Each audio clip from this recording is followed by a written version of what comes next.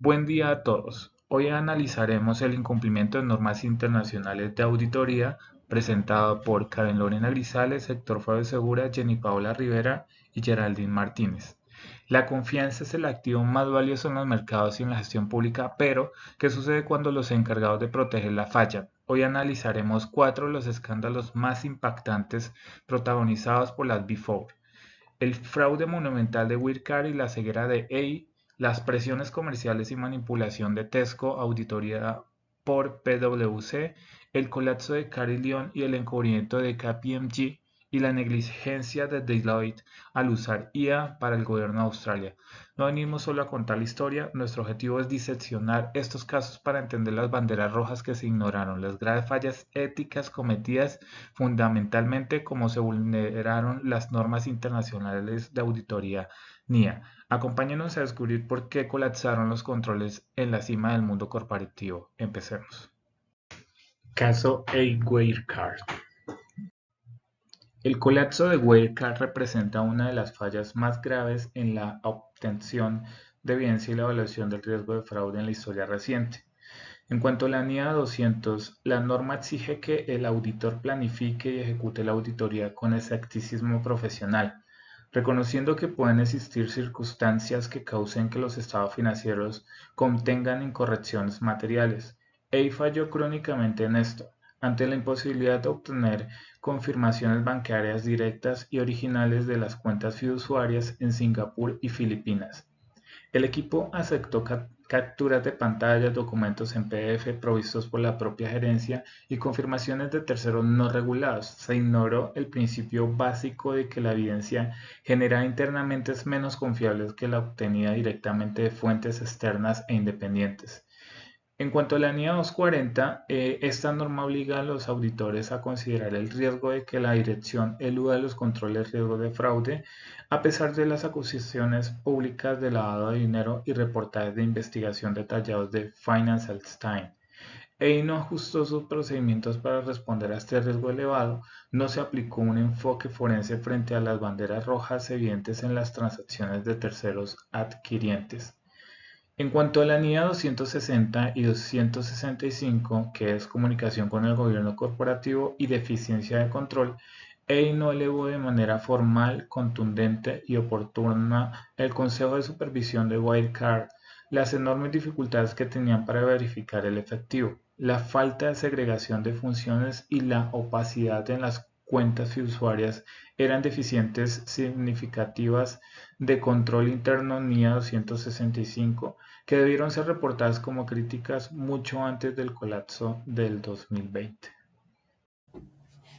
En esta presentación analizaré el caso de Tesco, una de las cadenas de supermercados más grandes del Reino Unido, y las fallas identificadas en la auditoría realizada por Pricewaterhouse. A partir de este caso, explicaré cuáles procedimientos y controles establecidos en las normas internacionales de auditoría fallaron, cómo una correcta aplicación había prevenido el problema y cuál sería una propuesta de política para evitar esta situación. En el año 2014, Tesco reconoció que había sobreestimado sus ingresos en aproximadamente 263 millones de libras esterlinas. Esta situación generó una pérdida significativa de confianza por parte de inversionistas, clientes y demás grupos de interés. Posteriormente, se evidenció que existían deficiencias tanto en los controles internos de la empresa como en los procedimientos de auditoría aplicados. La primera norma afectada fue la NIA 200, relacionada con los objetivos generales del auditor y el escepticismo profesional.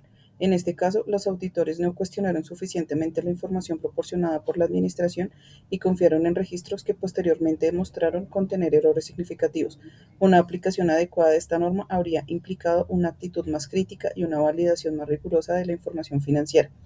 También se identificaron debilidades relacionadas con la NIA 210, que establece los términos del encargo de auditoría. Aunque existía un acuerdo formal, los riesgos asociados al reconocimiento de ingresos no fueron gestionados con la profundidad necesaria. Una mejor definición de responsabilidades y riesgos habría permitido fortalecer el proceso de auditoría. Respecto a la NIA 220, relacionada con el control de calidad de la auditoría, se observaron fallas en la supervisión de revisión del trabajo realizado. Los procedimientos aplicados no permitieron identificar oportunamente las inconsistencias presentes en los registros contables. Un sistema de control de calidad más robusto habría facilitado la detección temprana de estas anomalías. Una de las normas más relevantes en este caso fue la NIA 240, que abordó la responsabilidad del auditor frente al fraude. Los auditores no detectaron adecuadamente los indicios de manipulación en el reconocimiento de ingresos. Existían presiones para alcanzar determinados resultados financieros, situación que debía considerarse como un factor de riesgo de fraude. La aplicación correcta de esta norma habría requerido pruebas adicionales y una evaluación más profunda de los riesgos identificados. La NIA 250 también tuvo relevancia, ya que establece la responsabilidad de considerar leyes y regulaciones durante la auditoría. Las irregularidades en el reconocimiento de ingresos afectaron la presentación razonable de los estados financieros y generaron incumplimientos que no fueron identificados oportunamente. Adicional, se evidenciaron fallas relacionadas con la NIA 260, que exige una comunicación efectiva con los responsables del gobierno corporativo. Los hallazgos y riesgos identificados no fueron comunicados de manera suficientemente clara y oportuna al Comité de Auditoría y a los órganos encargados de la supervisión. De igual forma, la NIA 265 establece la obligación de comunicar las deficiencias significativas de control interno.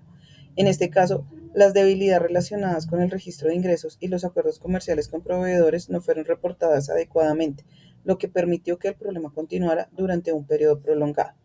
Entre los principales controles que fallaron se encuentran los controles sobre el reconocimiento de ingresos, la supervisión de acuerdos comerciales con proveedores, la revisión independiente de estimaciones contables, el monitoreo de riesgos de fraude y los mecanismos de comunicación de hallazgos significativos.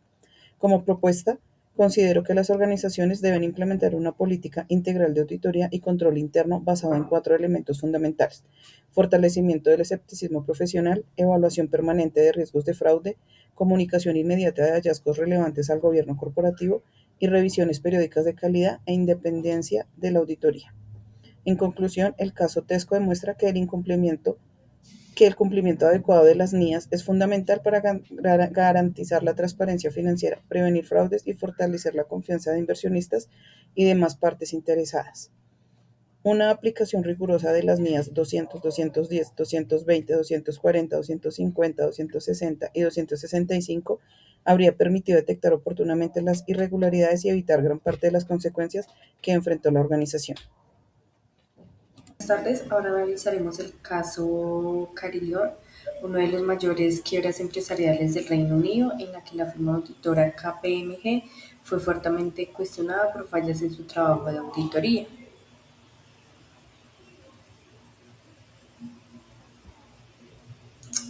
Dame un momento.